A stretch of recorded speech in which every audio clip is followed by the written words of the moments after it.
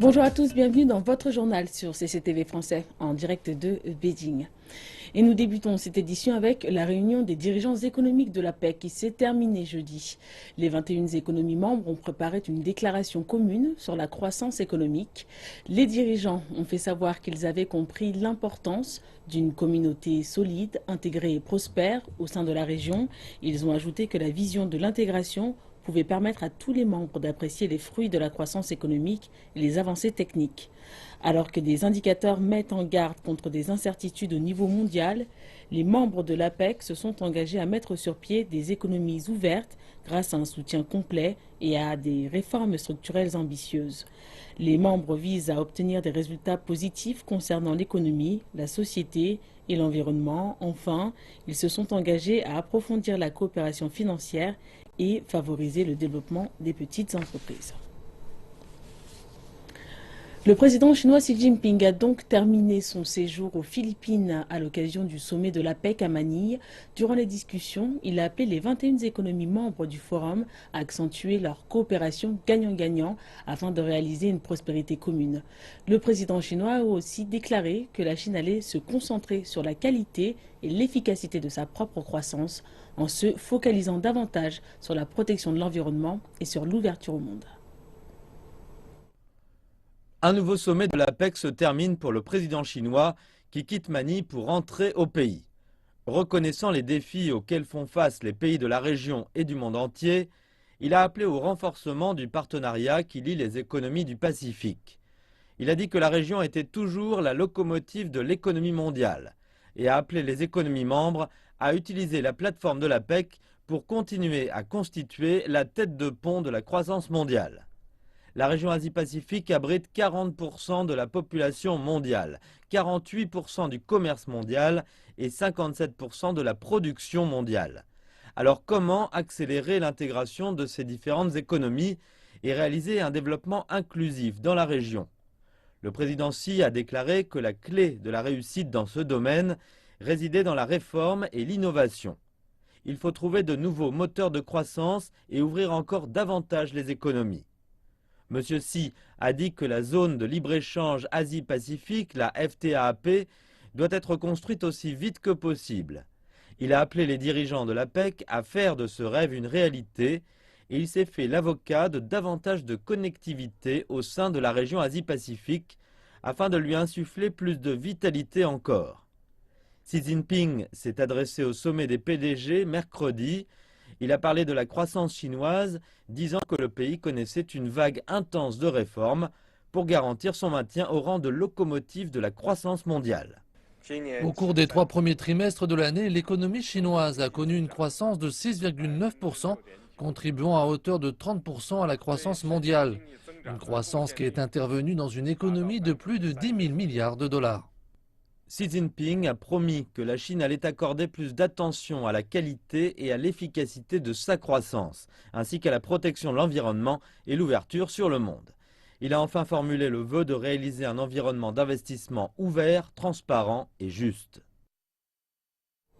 Le discours du président Xi Jinping à Manille a été salué par tous les médias et experts philippins. Beaucoup d'entre eux se disent impressionnés par les mesures qu'il propose afin de promouvoir la liberté du commerce et la connectivité au sein de la région Asie-Pacifique. President Xi Jinping did an impressive speech yesterday.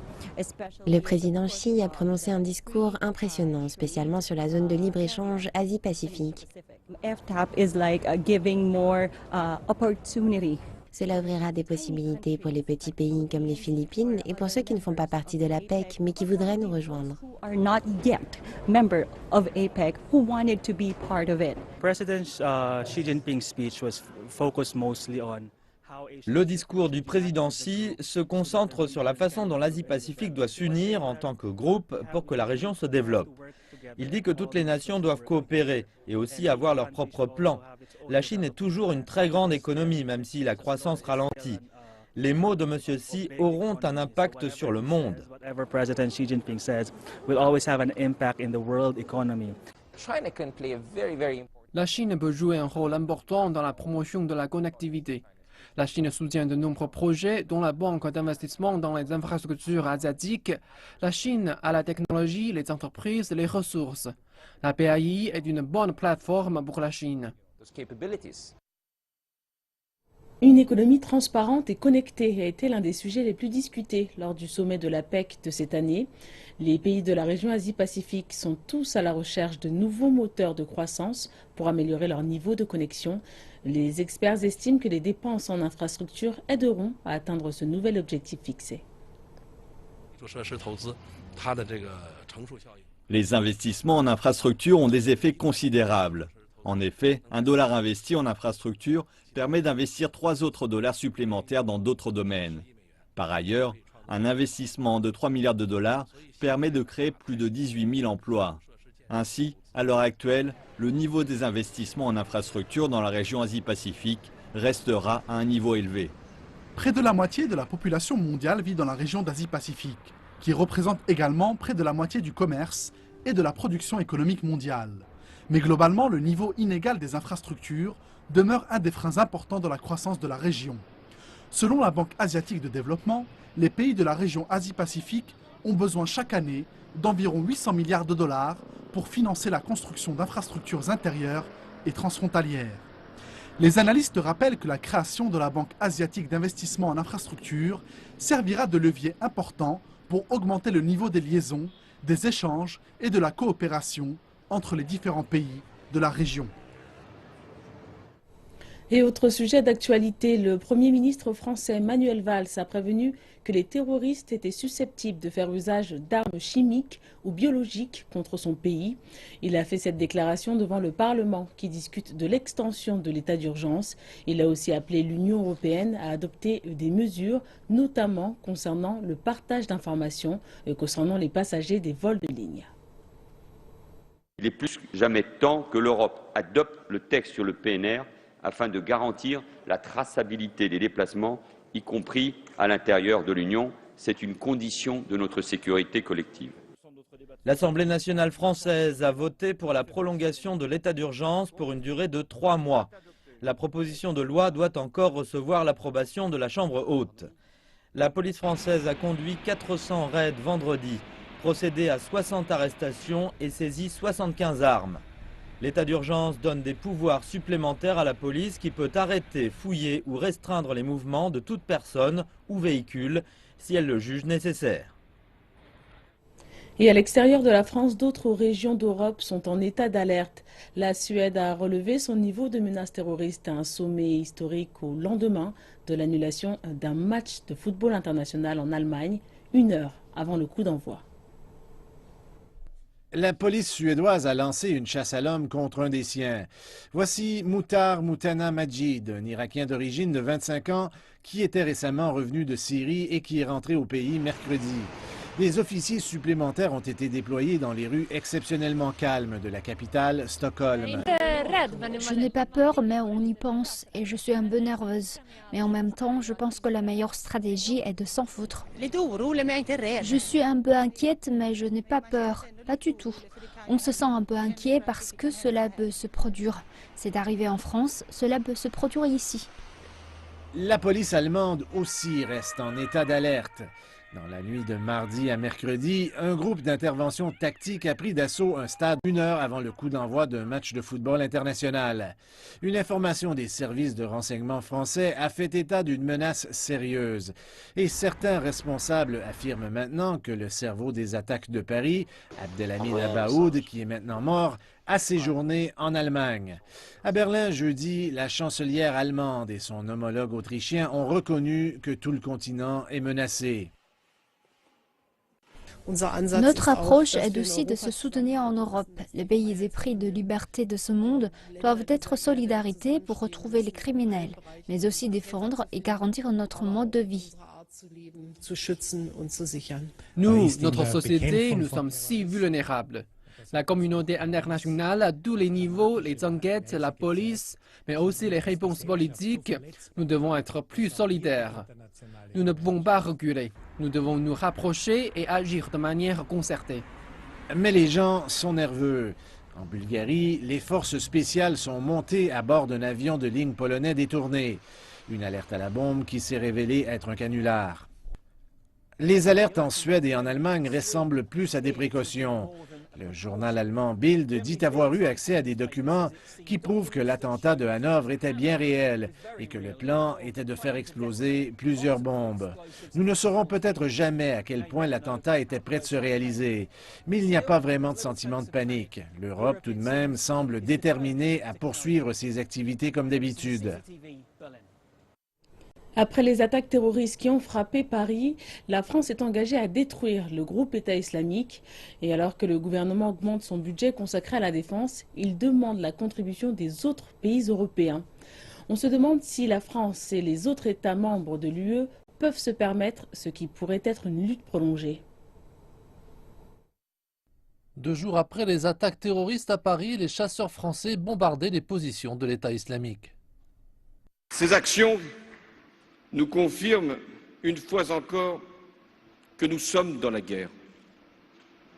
Une guerre contre un terrorisme qui lui-même a décidé de nous mener la guerre.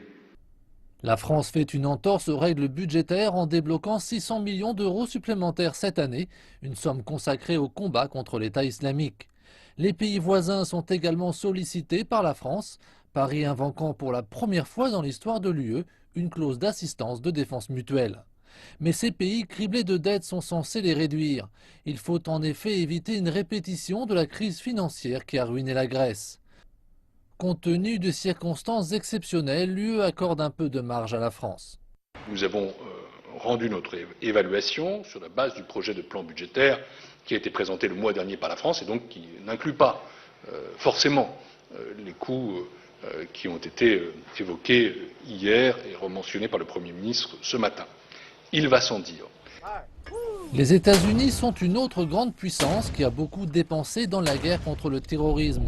Tout d'abord sur le sol national, puis en Irak et en Afghanistan. Ces déficits se sont tellement creusés qu'ils ont contribué à la paralysie gouvernementale. Le gouvernement fut alors confronté au plafonnement des dépenses. Le gouvernement des États-Unis estime que 1 500 milliards de dollars ont été affectés aux guerres en Irak et en Afghanistan. La majorité ayant été financée par l'emprunt, selon certaines estimations, Washington paiera cette somme majorée des intérêts pendant les 30 prochaines années. Pour les analystes, la France devrait prendre en compte l'exemple américain. Il nous faut être prudents vis-à-vis des guerres menées à l'étranger. L'invasion de l'Irak par les États-Unis a montré que c'est très dangereux. Je pense qu'il est certainement plus judicieux d'investir ces fonds au niveau national. On parle de terrorisme se développant sur le sol national, de services de sécurité et d'infiltration des réseaux salafistes au cœur de la nation. D'ailleurs, les grandes gagnantes de ces dépenses militaires non prévues demeurent les entreprises de défense, à l'exception de Dassault, dont les avions de combat Rafale bombardent les positions du groupe État islamique. Les stocks de ces entreprises ne cessent d'augmenter.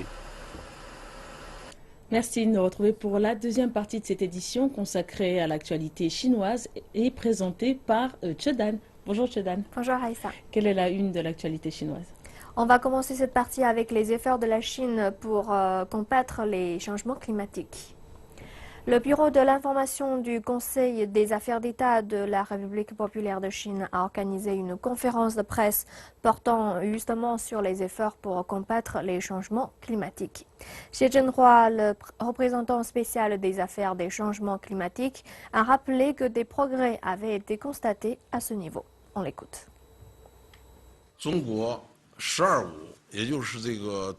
Cette année marque la dernière année du 12e plan quinquennal, pendant lequel nous avons fait des progrès pour aborder les changements climatiques. Voici quelques statistiques. Pendant cette période de 5 ans, les émissions de dioxyde de carbone par unité de PIB ont diminué de 6,1% sur une base annualisée pendant 2014. Et ils ont baissé de 15,8% en général depuis 2010. M. Xie a indiqué que la Chine a atteint son objectif fixé par le 12e plan quinquennal. Il a aussi mentionné la série d'objectifs de la Chine qui vont permettre de limiter les émissions polluantes. Beijing veut que les émissions de dioxyde de carbone atteignent un niveau maximal vers 2030, mais a dit que la Chine a l'intention d'essayer d'atteindre ses cibles plus tôt. La Chine a aussi promis de réduire les émissions de dioxyde de carbone par unité de PIB entre 60 à 65 du niveau de 2005 avant 2030 et d'augmenter la part des sources d'énergie renouvelables à environ 20 avant 2030. Le yuan chinois est devenu la seconde monnaie la plus utilisée dans les échanges commerciaux dans le monde. Il devrait faire son entrée dans le panier de monnaie de référence du SDR qui compte déjà le dollar américain, l'euro, le yen japonais et la livre sterling. Le président chinois Xi Jinping a déclaré que cela allait perfectionner le système actuel et stabiliser la structure financière mondiale. Voici le siège de la Banque de Chine à Londres. Les traders procèdent à des transactions en yuan pour le monde entier, des transactions qui sont de plus en plus nombreuses. Nous avons eu par jour en moyenne 61 milliards de dollars en volume d'échange l'an dernier, soit beaucoup plus que les années précédentes. Londres va jouer un rôle important dans le processus de mondialisation du yuan. En plus du trading, plus de produits sont disponibles en yuan. Le mois dernier, le premier bon vert nominé en yuan à Londres a été introduit à la Bourse de Londres. Cela a remonté l'influence du yuan et a aussi fourni un instrument d'investissement pour le marché, spécialement quand les taux européens sont bas. Le bond sur un an a un retour de 3,1%, tandis que les eurobonds ont un retour de moins de 0,3%. C'est un contraste saisissant. Nos bons sont les meilleurs. De plus, l'usage grandissant du yuan pour les règlements interfrontaliers a apporté de nouvelles opportunités de financement et réduit les coûts des processus d'échange étrangers. Les entreprises disent que cela va apporter plus de croissance. La monnaie est en cours d'internationalisation. La Chine joue un rôle majeur dans l'économie mondiale. Ce n'est plus un pays isolé. Si la demande chinoise baisse, les exportations des autres pays s'écroulent. Les actions, qui sont propres à maintenir le rythme de croissance et à soutenir la consommation, sont toutes les bienvenues. Le Fonds monétaire international a dit la semaine dernière que le yuan possède les critères requis pour être inclus dans le panier des droits de tirage spéciaux, qui est un mécanisme permettant aux participants de renforcer leurs réserves en cas de besoin. Le président chinois Xi Jinping a salué l'initiative, disant qu'elle allait renforcer le système mondial et la stabilité financière. Le président chinois Xi Jinping a souligné au sommet des BTG de l'APEC que la Chine allait continuer à offrir son économie. Le secteur de l'assurance joue un rôle majeur dans cette politique d'ouverture. Les compagnies d'assurance étrangères bénéficient quasiment du même traitement que les compagnies locales. L'Australien In Xiaosong a été parmi les premiers assureurs à se lancer sur le marché chinois. Il est de fait un témoin privilégié de l'évolution du secteur chinois de l'assurance. Nous bénéficions désormais de quasiment le même traitement que les compagnies d'assurance locales, en particulier dans des domaines tels que l'assurance vie et l'assurance habitation, et également en termes de type de couverture, de région et de ligne de produits. Les différences s'amenuisent. Swiss Re fait partie des premières compagnies étrangères à s'être implantées sur le marché chinois. Elle est actuellement leader de la réassurance en Chine, où à ses yeux, la marge de développement est encore immense. Le rythme est l'un des caractéristiques. Le moteur de développement que nous avons eu ces dernières années n'est pas comparable avec celui des autres marchés. Il existe de nombreux marchés qui ont connu une forte croissance, mais pas à l'échelle de la Chine. Je peux vous donner plusieurs exemples si vous voulez. Nous avons déployé un système d'enregistrement en ligne et la semaine dernière, nous avons enregistré notre millionième transaction sur ce système. Et dans les autres marchés où nous avons ce système, cela se compte en milliers. Ça illustre bien la différence d'échelle et de demande également. Il nous revient de satisfaire cette demande. Les compagnies d'assurance étrangères ont depuis 2012 pleinement accès au marché de l'assurance automobile, ce qui a représenté un tournant après l'accession de la Chine à l'Organisation mondiale du commerce en 2001. 56 compagnies d'assurance étrangères, originaires de 16 pays, se sont récemment implantées en Chine. Et ce mouvement semble loin d'être terminé. Passons maintenant au cours de l'heure. Depuis le 18 novembre, la Chine propose comme chaque année un lingot d'or à l'occasion du festival du printemps. Son prix est particulièrement faible. Le lingot d'or est fabriqué cette année pour fêter l'arrivée prochaine de l'année du singe. Il est vendu à 267 yuan le gramme, un cours très bas. Au cours des dernières années, le lingot d'or de la nouvelle année a connu de larges fluctuations. Entre 2003 et 2012, son prix a plus que triplé, mais depuis 2013, il a perdu un tiers de sa valeur. Le secteur de la bijouterie a toujours contribué à la forte demande pour l'or. Au premier trimestre de cette année, il représentait 60% du marché total, soit le plus haut niveau depuis 2008. La Chine et l'Inde étant des premiers acheteurs.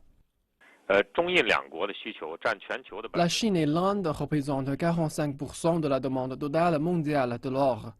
Mais le premier trimestre est traditionnellement bas.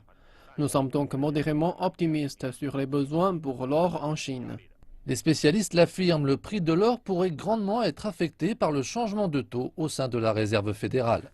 Un grand espoir concernant la montée du taux de la Fed devrait conduire à une baisse relative du marché des métaux précieux. Cependant, en octobre aux États-Unis, les prix de vente au détail et les données de l'indice de prix à la production n'ont pas été à la hauteur. Ils ont assombri sa hausse du taux cette année. Selon les analystes, les prix de l'or n'ont pas atteint leur niveau plancher et la baisse devrait se poursuivre.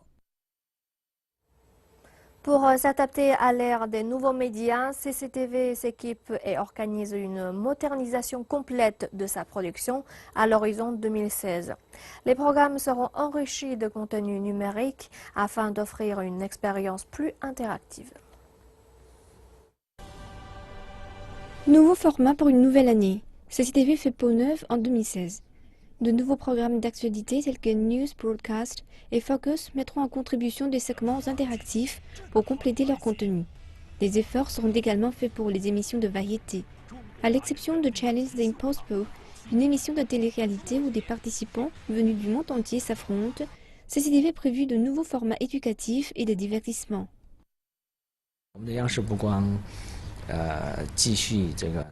À l'avenir, le vieux procédé qui consiste à simplement diffuser des images et du son ne suffira pas. Nous devons interagir avec notre audience. C'est là que les nouveaux médias entrent en jeu. Bien sûr, le contenu reste essentiel. Dans cette ère numérique, nous devons diversifier les canaux de diffusion de nos contenus. Il s'agit d'une tendance inévitable. Des applications de retransmission en direct pour les chaînes de CCTV vont également être mises à jour. Une série de services a également été mise au point à l'occasion des Jeux Olympiques de Rio et de la Coupe européenne de l'UEFA qui se tiendra en France. Le volet Aujourd'hui la Chine s'est terminé. Retour maintenant au plateau principal et retrouvons Raissa pour la fin du journal. Merci beaucoup Tchedan. Merci à vous de nous avoir suivis. Excellente suite de programmes sur CCTV français.